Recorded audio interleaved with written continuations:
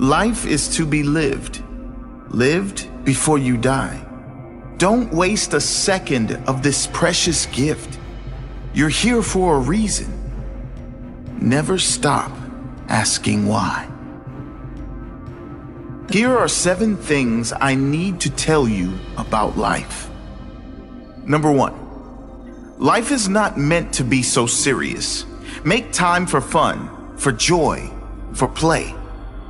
Alan Watts once said, "This is the real secret of life. To be completely engaged with what you are doing in the here and now. And instead of calling it work, realize it is play. Don't trust anyone that tells you life has to be serious.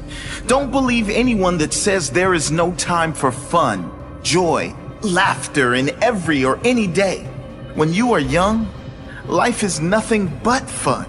The important lesson most of us adults still need to learn is that life is not meant to be so serious. We can easily forget that our lives do not last forever. This is why it is important to remind yourself one day, you, like all other humans, will die. When we remind ourselves of our certain death, when we remind ourselves of the fact that we do not know when it will all end, when we really take that in, the impermanence of it all, maybe then, we can start taking everything a little less seriously. Most people are struggling so hard to get the job, to get the extra money so they can impress people who they really don't like. And those people really don't care about them or about any of that anyway, because they're doing the same thing, searching for one achievement, that one amount of money that will make everything better. But money doesn't make us feel worthy. Only we can do that. Maybe we don't need to stress so much about our weight, our skin, our bank account, or what other people think of us. I challenge you to look at life not as a struggle or a strain or a destination that is somewhere else needing to be reached, but a journey, a challenge to see how much joy you can squeeze out of every day. Then, whether or not you get the big house or the fancy car, it won't matter, will it? Because no matter what happens, you will have what most don't. 3 things money can never buy: joy, peace, and passion for life.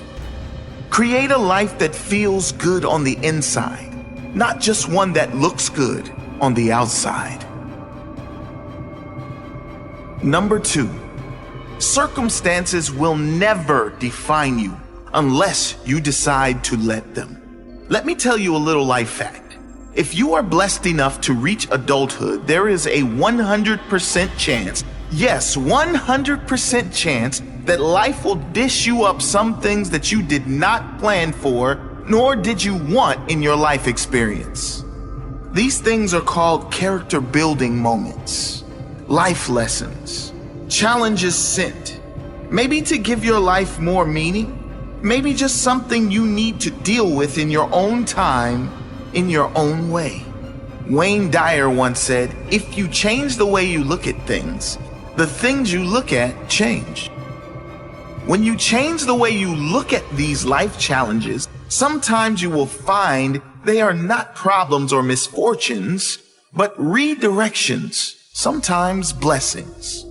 Maya Angelou said, "You may not control all of the events that happen to you, but you can decide not to be reduced by them." Don't fight against life. When challenges come, as I guarantee they will, see if you can continue to give your best to the present moment in front of you. Be open to the fact that you do not know how anything will turn out, including this hard moment in front of you. Trust that it was for the best for you or for someone else. See if you can find meaning in any of it, even the hardest moments. Number 3, if you don't learn to control your mind will control you. The Buddha said, "The mind is everything. What you think, you become." And that is not an extreme statement. Humans are said to have over 60,000 thoughts a day. That is not the problem. The problem is most people are having these thoughts on autopilot, and many of them are not positive. Most people are programmed by society, by the news channels, by social media. They believe everything they read. They are reactive, and when a challenge appears in their life, they don't know how to handle it because they don't know how to think for themselves. Rather than responding calmly and sensibly to fix a small challenge, they react in anger and escalate the challenge into a monster problem. Learning to control your mind and to control your emotions is key to living a life in control. Not in control of circumstances, but in control of how you feel about them, which is more important than being in control of circumstances, because that is something you have no control over. You control your mind and emotions through daily rituals, consistent self-work every day, repeating powerful processes that are proven to promote calm, positive feelings. Meditation, daily gratitude, prayer, exercise, detoxing from all negativity, specifically news, negative influences, and social media. All of these things are crucial to living a beautiful life. Ultimately, every individual is responsible for how they feel. Next time you react in anger, know that it is you that needs to do more work, not the circumstance or the person that made you angry. No matter what is going on around the world, inside your world, it can be a magical, peaceful place. Number 4, make a plan, but go with the flow as well. Jim Rohn once said, "If you don't design your own life plan, chances are you'll fall into someone else's plan. And guess what they have planned for you? Not much." Planning doesn't mean being attached to the outcome, though. If you plan to take your umbrella on a walk to deal with the rain, but your umbrella breaks, learn how to dance in the rain. What does that have to do with your life? Well, most often in life, you want to avoid getting wet. As in, you want to avoid getting in financial trouble, having health issues, having relationship or emotional problems, having a bad day, a bad week, bad year, or labeling your life as bad. How do you avoid the rain of life? You avoid it by planning. Not for circumstances to be perfect, but planning to do the work on you every single day. Planning exercise and healthy eating so your body is strong, healthy, and vibrant. Planning daily rituals like meditation, gratitude, prayer, journaling, or anything else that puts you in a great space. All of these things have a profound and compounding effect on your life. The people you attract, the relationships you attract and strengthen, how you feel about yourself.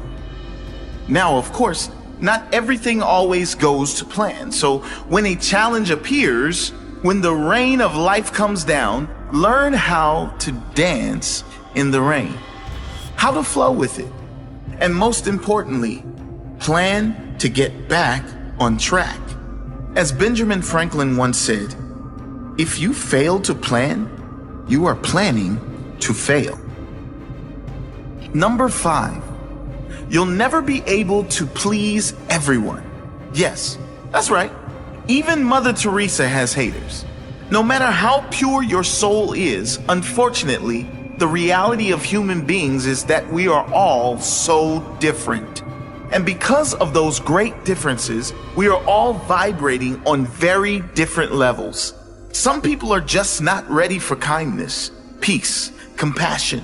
Some people aren't ready for anything positive. Don't let that get to you. It's nothing personal. It's just the very fact that everyone is so different, is Difference in upbringing, circumstances, and environment come differences of opinion and differences in reactions. Just because they don't agree with you, or even if they are against you or your ideas, doesn't mean you can't find a way to either get along with them or let them go their own way in peace. The very thing you don't want to do is fight back and bring more negative energy to any situation. Let those who differ from you, differ from you. Be an example of someone who allows all others to have their opinion without being affected. Move on with your life without hate. There is no need for everyone or anyone to agree with you. Be so busy improving yourself that you don't even notice negativity coming your way. Be so focused on making a positive difference in the lives of those who want to hear from you that you fail to hear from those who don't. Number 6, you won't be happy if you're being someone else, trying to fit in with others. Be yourself and do it with pride. Genuine happiness will never come to you if you are changing who you are to please other people. You cannot be genuinely happy if you are not genuinely you. Be comfortable being you around everyone and anyone. All the wrong people will leave you, and that's okay, because the right people will stay. The right people as in those who love the real you exactly as you are. As Dr. Seuss said, be who you are and say what you feel, because those who mind don't matter, and those who matter don't mind. Number 7, those who are stuck in their own misery will try to drag you into their dark hole. Don't let anyone steal your joy. Wayne Dyer said, loving people live in a loving world. Hostile people live in a hostile world. Same world. The nature of some human beings is that they don't want to see you happy because they haven't yet achieved it for themselves. Many people live in a hostile universe and perhaps unknowingly, perhaps unintentionally, will try to drag you into this hostile universe so they are not alone in there. Never change who you are and drop down into this hostile world.